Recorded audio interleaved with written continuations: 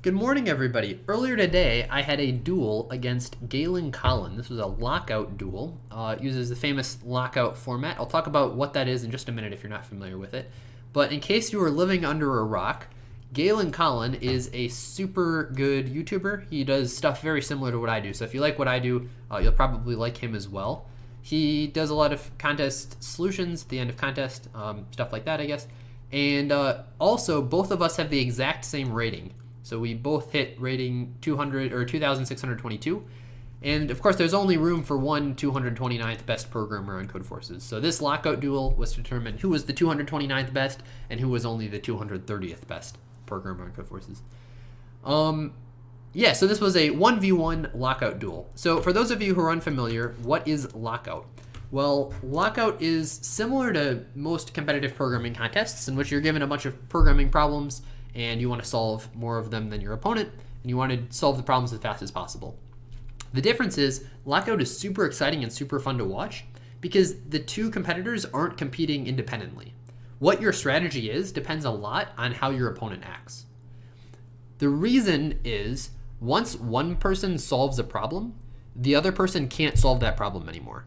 So if two people start working on the same problem and one person solves it just before the other, that second person who is too slow loses a ton of time and now they're way behind and like they've just lost to that problem, so they're behind on points, but also they don't have anything to show for it, right? They haven't made any progress on any of the other problems, so it's a really interesting sort of dynamic there. The way this lockout worked was we had problems with values from 100 to 600 with 100 increments. So the problems got harder as you got more valuable problems, and in particular, the 500 and 600 point problems were pretty, they were more difficult than the rest by a somewhat substantial margin.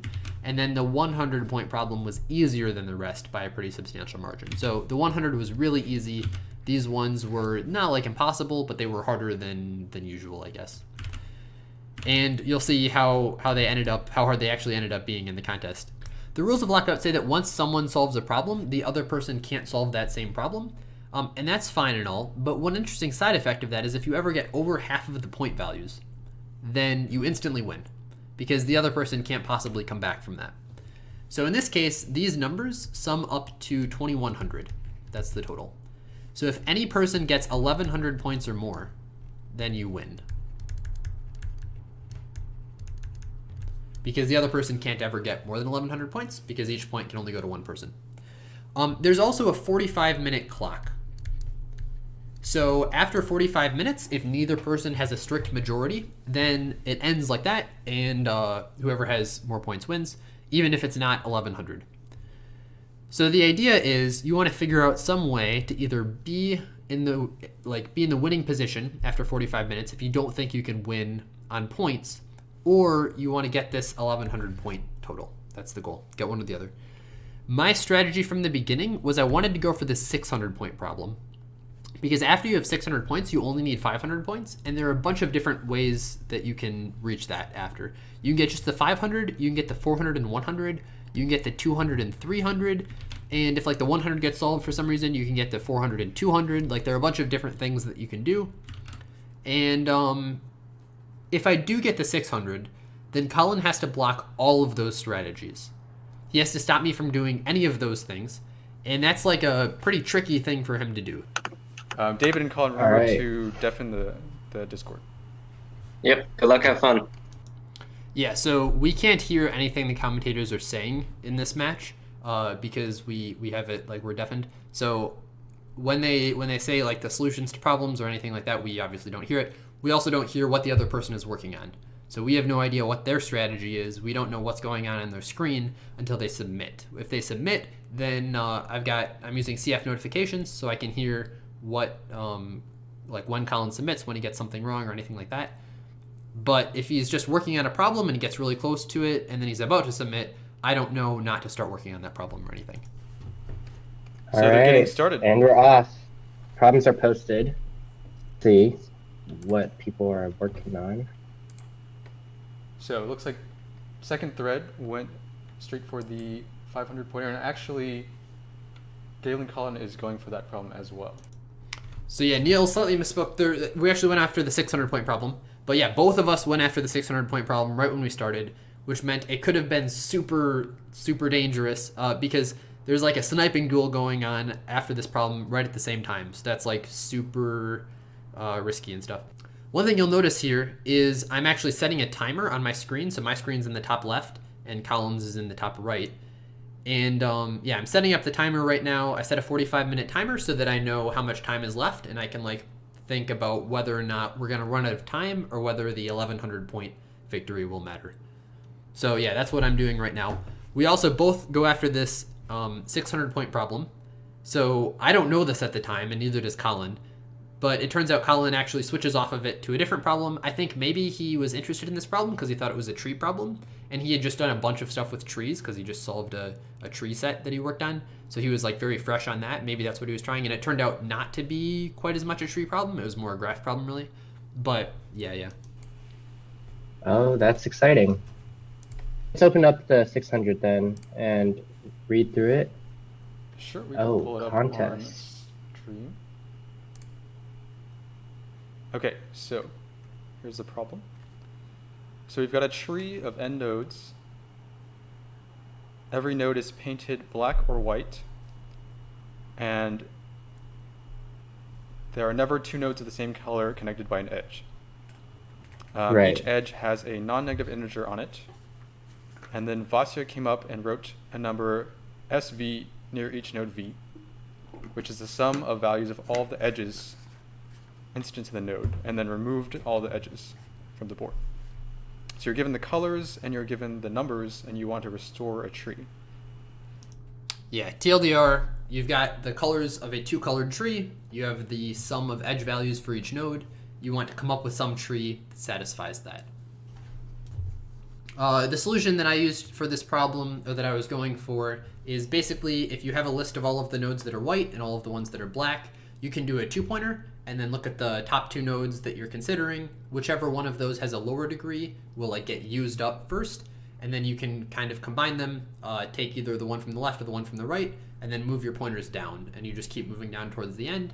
At the end, you'll have created a tree, but you might be slightly off because there might be a bunch of nodes that have degree 0 because they also have an edge sum of 0.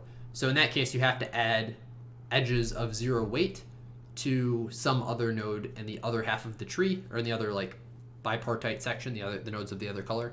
But that's just like kind of implementation details, and if you want to solve this problem yourself, you can work through this. And this also has one of SecondThread's pet peeves. The output section says, it is guaranteed that for any input data, there exists at least one graph that meets these data. Okay. So the reason it's his pet peeve is because it's not clear from this phrasing if this means that either A, we will never give you an invalid test case, or B, any test case we can make is valid. You can prove that it's valid. Yeah, no. Stop guaranteeing things! This was, to be fair, this was before I posted that blog. But yeah, for those of you who don't know, I posted this huge blog on why guaranteeing stuff is obnoxious. And this is exactly the case why. When you read this problem, if you're not smart, it's very difficult to figure out whether there are any impossible cases. In this case, there are impossible cases. If the sum of the values on the left side are different from the sum of the values on the right side, it's impossible. They don't guarantee that in the input section. They just say all of the trees that we'll give will be possible, right? So they don't say if it's always the case that that's true, if any input possible is legal, or if they only give you input that is legal. I bet he will comment on this after the round. I didn't actually comment on it after, but I'm just saying here, yeah, this bothers me. Thank you for catching that, Neal. Yeah, So they're SecondThread both still is still on this problem. thinking. It looks like Colin has jumped to the 200 pointer instead. Oh, interesting. Not only is this the battle of the 2622s on Code Versus, this is also a battle of Java versus C++, which is exciting. He's going to make a submission pretty soon, it looks like. So we'll see how that goes. So Colin's working on the 200-point problem now. All right, so here's the submission from Galen. And he got Wrong answer on test 2. on test 2. Yeah, so Colin just submitted to, this is the 200.1, and he got it wrong. I'm still working on the 600.1, still chugging along. I just got the 600.1 wrong because I'm not handling the case when there are empty nodes with degree 0 right. This is actually a sample. I didn't even notice, but this problem has 2 samples. I'm getting the second one wrong. I'm actually crashing on it now, and then right after this, I wrong answer on it. I didn't know there was a second sample, so yeah, I don't notice for a while, but kind of silly. So SecondThread actually submitted on black and white tree the 600. Oh, And he got a runtime error. Runtime error. Oh, and then meanwhile, Colin gets accepted on the 200. Yeah, so Colin just fixed whatever his bug was in the 200. Nice job to him. Okay, let me mark that down. He's red as well. SecondThread got a wrong answer on test 2 on the 600. So, yeah, it's tough starting with the 600 because if it's a tricky problem like this, and you get a couple wrong submits, you're in a tough situation where, you need to think about, okay, do I want to keep going on this, or should I kind of cut my losses here and do some other problem? If you know what you're doing, you probably want to keep going. I think at this point, he doesn't actually have to keep going. Nah, I have to keep going. I want to stick to the plan. I'm gonna work on the 600. I think you're never forced to continue working on the problem. It's actually sometimes good to kind of bait your opponent into starting it, and then maybe if you're... That was my bug right there, by the way. I just deleted this extra condition in this while loop is not helpful right here on line 11, I guess, or 21, or 41 maybe. Yeah, so I just deleted it. That fixed it, and then after that I get it right. Especially. There you go. So I just got it after that. See, now I think Galen, Colin, he just got very accepted unlikely. SecondThread. Oh, all right. Okay, that is going to be a big lead in that case. Yeah. SecondThread jumping ahead with the 600. So now he just needs the 500 to win. Or also the 400 plus another problem would also work. All right, so at this point, things are looking pretty good for me. I've got the 600 under my belt, and the board's still pretty open. So I think I'm going to go for the 600, 400, 100. That's my plan, because 400, 100 are still open. And yeah, I would assume that, like, I thought the meta would be Colin saw I gets the 600, he immediately goes on the 500 because he has to stop me from doing that. And then if I get the 400, he'll probably go to the 100. So I thought he was going for the 500 now, and I wanted to get the 400 to keep myself safe. It turns out he actually had made a ton of progress on the 400, which was very annoying for me. And maybe I should have seen that coming, but I didn't. Like, I thought he would move to the 500 now. I think starting with the 100 makes the most sense here, knowing what he knows. Obviously, if he knew that Galen was about to solve the 400, that would be a mistake, but he doesn't know if Galen's working on 400 or 500 right now. Yeah, I thought Colin would be working on 500, which is why I went for 400, because I wanted to... Because if I have the 600 and the 400, I'm set. I just need anything else. But yeah, as you can see, Colin is... he's almost done with the 400 at the moment, so I'm kind of in trouble here. Yeah, So but like it I seems mentioned... like Galen's about to make a submission here. Nice. Yeah, like so I let's mentioned, see. the 500 and 600 are both a pretty big difficulty jump from the 400 and below, and part of the reason for that is you can win with just 500 plus 600, so we wanted to make that not too easy of a route. So that's accepted from Galen Colin on a 400. Oh, nice. So we have a perfect tie right now. Yeah, this is intense. And SecondThread, with his notification, so he probably noticed. He set up an audible notification anytime Colin gets an accepted. So using his site, I think it's cfnotifications.com. It is cfnotifications.com. Check it out. Super nice. It's very similar to my bot. I've got a more complex bot that does some other stuff, but this one tells you when people submit. It requires no setup. You just type in your handle. Super nice. Go use it. cfnotifications.com. Hashtag not sponsored. Yeah. So hopefully plug for he will... CF notification. Hopefully he'll notice this soon, and then it actually comes down to a one problem contest in this case, where they should both be focusing on the 500 once they're aware of the situation. Yeah, so the stream is a little delayed because it was like going to YouTube, so there's a YouTube delay there. So what you see on my screen is a little delayed, but I opened up Discord, saw that that was the one that he solved, and yeah, I knew that, like, okay, that was unfortunate because I had kind of just wasted a bunch of time on the 400, and now we're basically even again. So it's basically tied because I've spent all of the time that I had in my lead, I spent that working on the 400-point problem, and Colin just kind of grabbed that back. He sniped me on it. So yeah, we're basically even, 600 and 600. Now at this point, both of us need 500 points. The right move for me probably would have been to just go for the 500-point problem. It's not that hard of a problem. I could have gotten it if I was just focused on it. I didn't consider anything else. Alternatively, if I think that I can't get the 500-point problem, the next best thing would be to go for the 300-point problem. Because if no one solves the 500-point problem, then you want the 300-point problem in order to win, because we're tied. So the 100-point problem doesn't matter at this point, because no matter what happens, either the 500 or the 300 is going to get solved. I don't know what I'm doing here. I decide to go for the 100, which is pretty silly, because I read it and then I'm like, okay, this is easy. I can do it in just 2 minutes. So I read it and I do the 100, but it's just why? So instead I should have just devoted that time to any other problem, and that would have been a better decision. But you live and learn. I guess next time I won't make this mistake. Well, he at least submitted the 100, so maybe this won't put him too far back. Yeah, the 100 doesn't. Maybe he's just trying to throw Galen Colin off, because now. Okay, he got it. He got accepted. That notification. Colin's going to see that notification and start doubting his strategy. It's like, maybe I should have gone for the 100. Now I can't get it anymore. It's a good way to mess with your opponent for sure. This is actually blue. Here we go. Okay.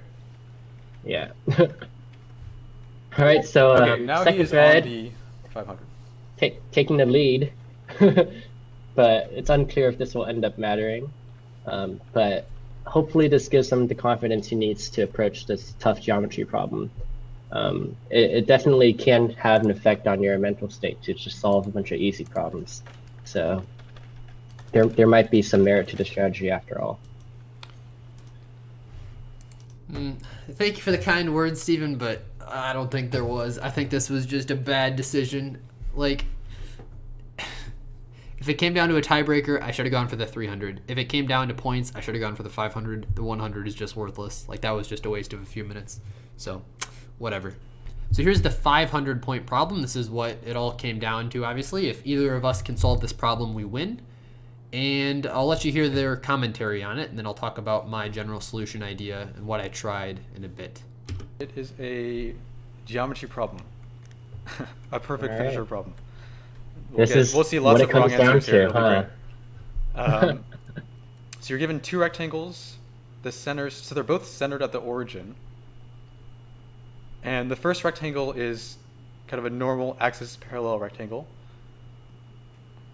The second one, so the second one is the exact same dimensions, but is just rotated by some degree, by some angle. And then you wanna find the area of the intersection, or the area of the overlap between the two rectangles, and this picture shows you the gray area. All right, so what did I try? Well, initially, what I was trying was something that looked kind of like this. Initially, I'm like, okay, let's just do this the right way, so we don't have to worry about edge cases, because this is the only problem that I needed to solve, and I knew Colin wasn't super great at geometry. I know that was kind of his weakness, so things were looking kind of good for me when I saw it was a geometry problem. I noticed that it's gonna look something like this. So this was my initial idea. Okay, this is kind of a lopsided rectangle, but you get the idea. So here's the center. What I did was, I'm like, okay, let's, initially I'm like, let's take this quadrant here, and this will be a fourth of it, and we'll take this and then make it do all 4/4 of it. Now this is a very bad idea, because this quadrant in blue here is not the same as this quadrant in red. They're not the same thing, because the rectangle is not a square. So that doesn't work. So instead, what you have to do is you have to take this quadrant, or this half on the top, take this half, and then make this the same as the half on the bottom. So my solution idea that I thought would work would be you would take this, and then I would split it up into triangles like this. And now I've got a bunch of triangles here. So I've got this triangle here, this one here, this one here, this one here, and then this one here. Yeah. And I would take all of these, find their area, and multiply them by 2. And that would give me the area of the intersection. Now, this kind of works, but it's messy for a couple of reasons. The first one is this intersection point doesn't have to be above the fold, right? This intersection point can actually be down here, and the math might work out, it might not, it's hard to tell. The other thing is, it might not look like this at all. You might have a shape that looks like this. And if you have this, then the intersection is this parallelogram, which is not, like this here is like an octagon, this here is a 4-sided fourgon. And this parallelogram is different from the octagon. So my calculations would be very wonky. And this is like the solution path that I went the wrong way. There are a bunch of other ways to do this problem that are better that I've thought about since trying it. One way is you can just do half plane clipping. So this is just the intersection of a bunch of half planes. If you have half plane intersection hackback, then this is a perfect use case for it. Alternatively, if you have polygon clipping hackback, this is what you can use it for. And I had polygon clipping hackback. I don't know why I didn't use it. Like I could have just copied. I had the solution to this. I could have just copied and pasted it. If I saw this on a contest, I think the first thing I would do is read the other problems. Just because, as you said, geometry is just no one really thrives in that area. Well, there are some people. I don't think that's true. I think there are some. Yeah, it's just it's not something that I tend to associate with. But here they want you to find the area of the shaded region. So one thing I would think about is using the shoelace theorem to just find all the vertices, all the intersection points, and then you just do it. Yeah, that's what I was just thinking now as well. So it shouldn't be too hard to find all 8 of the line segments, and then you could just compute some intersections and then put that together. Yeah, I think they said just getting all 8 of the intersection points and then using shoelace theorem, I think that's just the way to go. Alternatively, this is just the intersection of half planes. So if you have half plane intersection, this is just the intersection of 8 half planes. That's another solution you could use. I don't have that hackback yet. I was supposed to make it earlier this weekend, and I just haven't gotten to it yet. But yeah, if I had made that earlier, then maybe I would have gotten this a lot faster. Oh wow, yeah. 603A. What problem is Galen on? Is he on the 300? Yeah, it looks like he is on the 300. So Colin goes for the 300 at this point, which is a really smart move, because if it comes down to a tie, this means he wins. So if he comes down to a tie, he beats me to the 300, and I don't get the 500. That means he'll end up winning because he'll have slightly more points. He'll have, 600 plus 300? He'll have 900 points, I'll have 700. So the 300 for him is a good move if he concedes that he's probably not going to beat me on the geometry. And I'm pretty decent at geometry. As far as geometry people go, I'm decent at it. Like I know enough. I've got good hackback. So yeah, I stand a good chance on the geometry stuff, which means him going for the 300 that's a smart move. It's running their code. Colin is testing. Oh. Colin submitting and 300. He got the 300. So nice job, Colin. Colin is now leading. Nice job, Colin. He got the 300. So now he's up by 200 points, which means it all comes down to the 500. I have to solve the 500 before the 45-minute mark, before he does, otherwise he wins. And that's game over. 900 to 700. He's just making one rectangle, and then he's rotating to make the other rectangle, and then he's just computing intersections, and he's assuming that there are actually 6 intersections, I think, in his code. I'm not sure why we're seeing 6. I think he might be just computing half of the rectangle, the top half, and then he's going to multiply the top half afterwards. Yeah, but okay. One, So I am competing the top half, but one, the top half like doesn't work because you can't just cut it off. And two, I'm missing the case where there are only 4 intersection points, so it's just not right. So it remains to be he submitted. seen exactly. Oh, this is exciting. He Wrong answer on test 7. Okay, so this is kind of what we were thinking. Okay, so maybe he's missing just one of the cases with the parallelogram. Yeah, it might be that he actually got the 8 vertex case right, but he's missing the 4 vertex case. I mean, if anything, he did pass 6 test cases, so that is a pretty good amount. And he has 10 minutes, around 10 minutes left to do this. So at this point, what's going through my head is just like, okay, just screw it. Like, I'm not even going to try to, like, consider all of the other cases, because I think there may have only been that one other case, but it wasn't clear to me that that was it. So I'm like, okay, what I'm going to do is just literally intersect every line with every other line, and then get all of the intersection points, and then just see the shape that that makes. Because that'll work. It's just kind of messy. So that's what I'm doing. I'm getting my seg intersection code, segment intersection code back to intersect a line with a rotated version of it. Yeah. At this point, poor Colin is working out geometry hack pack from scratch because he doesn't have line intersection, which is got to be very annoying. So I feel for him. That's gonna be like, oof, that's not fun to do in contests. That's something you definitely want to have. Yeah. SecondThread kind of pivoting at the last moment and introducing a convex hull. But fortunately, he has this as it looks like he has this pre-written, so it didn't cost him very much time to get the convex hull. I wonder what. Oh, is he? Maybe he's calculating the union. But that's the a union concave. is not convex. So I'm not sure what convex hull does here. Yeah, basically all I was doing for convex hull was just sorting them radially, because when you get the convex hull, they're sorted radially.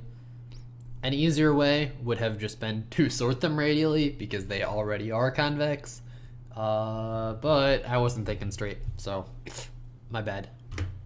Yeah, I think it's just one of those problems where if you think about it enough and you find the clean way to do it, then it's not too bad. But if you it actually might be like a really hard problem in lockout specifically, because you're really in a rush, and so you're not really thinking through what are all the special cases, like how do I make sure that I don't miss any cases. You just kind of start coding, and then you realize, oh, I missed this, and then you try to patch that, and then next thing you know, your code is just a bunch of spaghetti. There's only 1 minute and 40 seconds left on the clock, right? That's right. 1 minute 40 seconds. And I'm super close to being right. The only issue here is if you look on line 38, I'm saying if s equals t, continue, because I don't want to intersect a line with itself. But the thing is, I'm rotating t. So if s is equal to t, they will intersect. So I shouldn't be skipping that. And that's like my only bug. I just need to comment that line out and my solution's right. Well, we have 500 viewers now. This is definitely the peak moment in this match. We'll see if we can finish it off. 7, 6, 5, 4, 3, 2, and it's over. Time. Lockout bot just returned negative 5 seconds.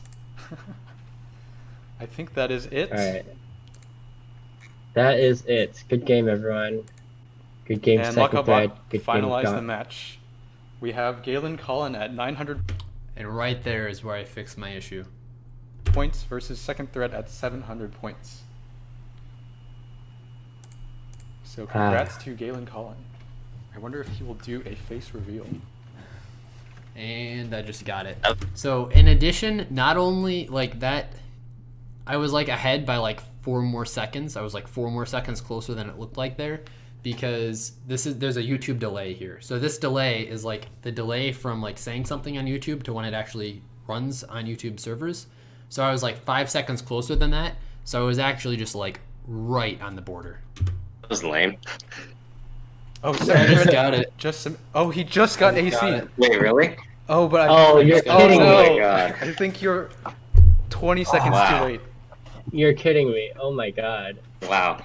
That was nowhere close. So that was the board. If I'd gotten that, I would have been up by. I would have like passed 1100, right? I would have been at 1200 points. And I 20 spent seconds. Oh my god. Dude, I solved A too. I solved A, and then after I solved A, I'm like, I'm such an idiot because A couldn't have done anything for me. Like, there's no situation in which solving A would have been helpful. Ugh. Man. Yeah. So I guess that's not strictly true. It's possible the 300 point was just ridiculously hard, but like it definitely wasn't. Like the 300 point would have been solved for sure. So the 100 was not the way to go. This looks really weird because there are now 3 of me in the same picture.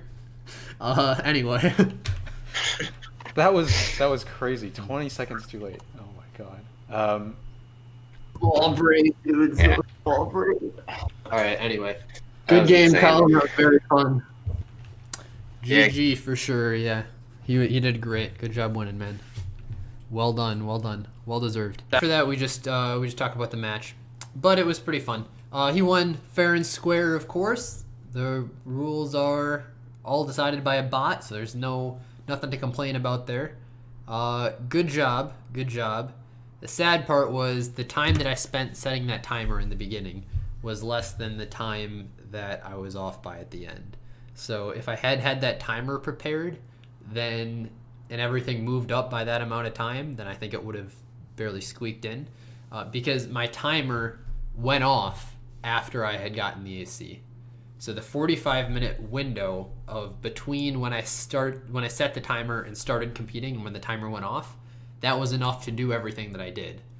So if I had lined that up right, then I would have gotten it. But anyway, yeah, it's fine. Didn't happen. So good job, Galen, Colin. I'm gonna put as a congratulations for him winning. I'm gonna put subscribe to Galen Colin in a comment in all of my submissions for at least a week or so. We'll see. But for the near future at least. So yeah, congratulations on the victory, man. I appreciate it. And I appreciate all of the commentary from Neal and Stevenkplus. It was very fun. I enjoyed it.